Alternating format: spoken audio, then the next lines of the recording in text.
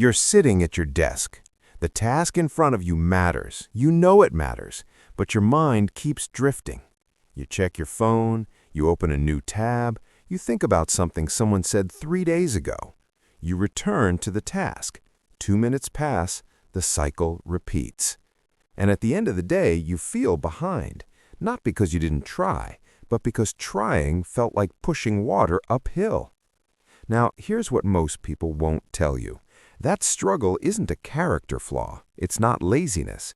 It's your mind doing exactly what it was designed to do in a world it was never designed for. And until you understand that, discipline will always feel like punishment. We talk about focus like it's a moral issue. People with deep focus are praised as disciplined, driven, superior. People who struggle are told they lack willpower, that they need to try harder, wake up earlier, want it more. But focus isn't a virtue, it's a skill. And like any skill, it operates on principles most of us were never taught. Let's start with what focus actually is. Not the Instagram version, not the productivity guru version, the real thing.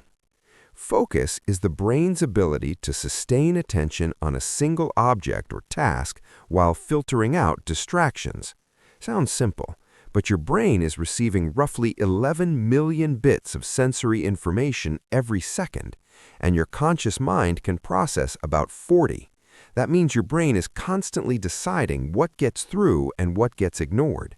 Focus is what happens when those decisions align with your intentions. Distraction is what happens when they don't.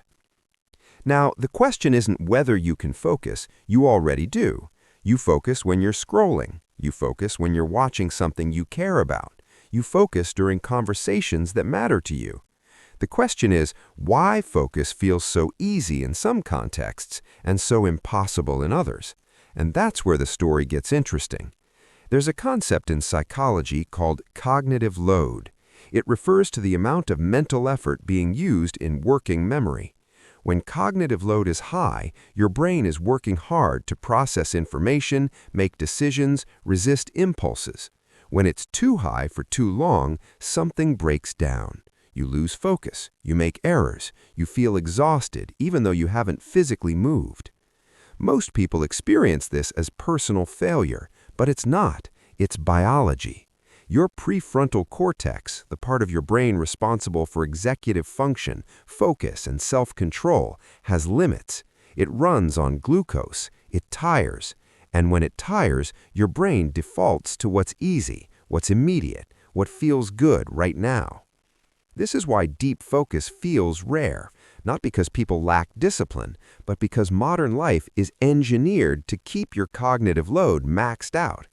Notifications, decisions, noise, unfinished tasks that live in the back of your mind.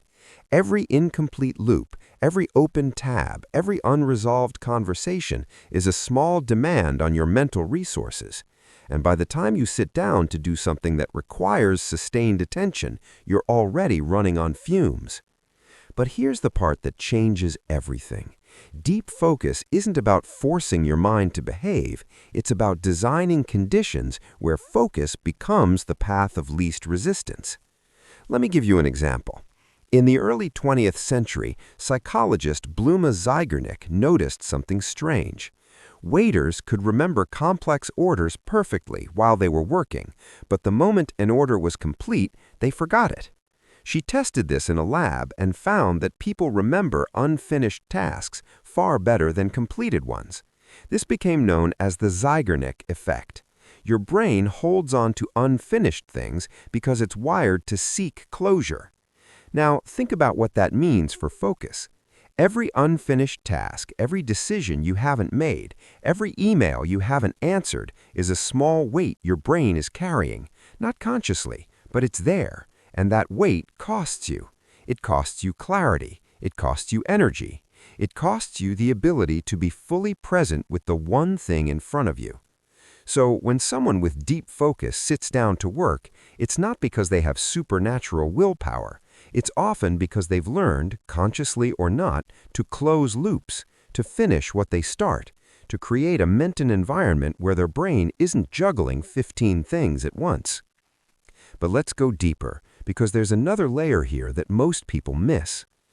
Deep focus isn't just about external conditions, it's about internal alignment.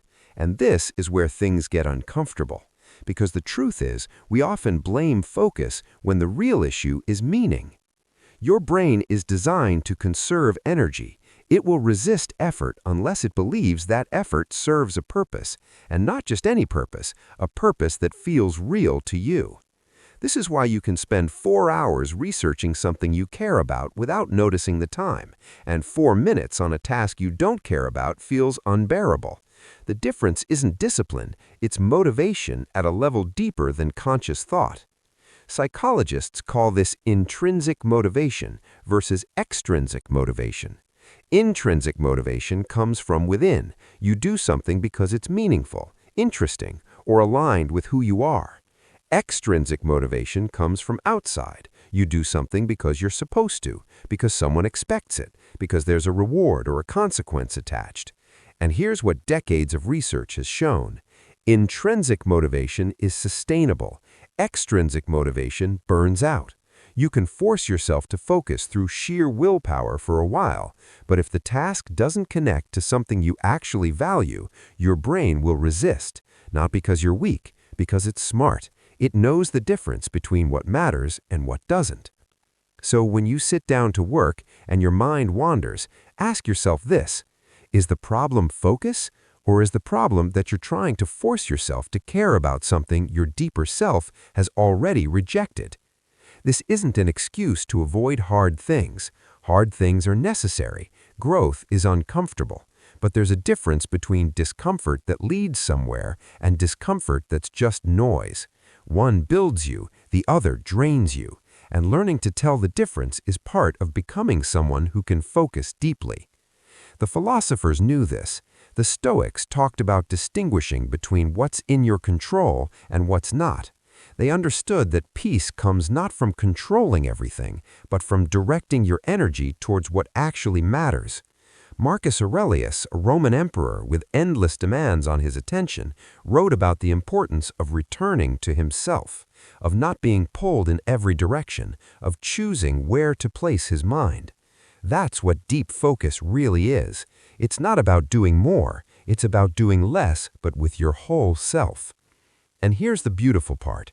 Once you understand this, once you stop treating focus as a moral test and start treating it as a design problem, everything shifts. You stop blaming yourself for being distracted. You start noticing the patterns. You start asking better questions. Not, why can't I focus, but what's pulling my attention away? Not, why am I so undisciplined, but what am I trying to force that doesn't actually fit? You start closing loops. You start reducing cognitive load. You start aligning your tasks with what you actually value. And slowly, almost without noticing, focus stops being something you fight for. It becomes something you slip into. That's the story nobody tells you about discipline. It's not about becoming harder on yourself. It's about becoming clearer about what deserves your energy in the first place. It's about understanding that your mind isn't broken. It's just waiting for the conditions where it can do what it was built to do. Deep focus is possible, not because you force it, but because you make space for it.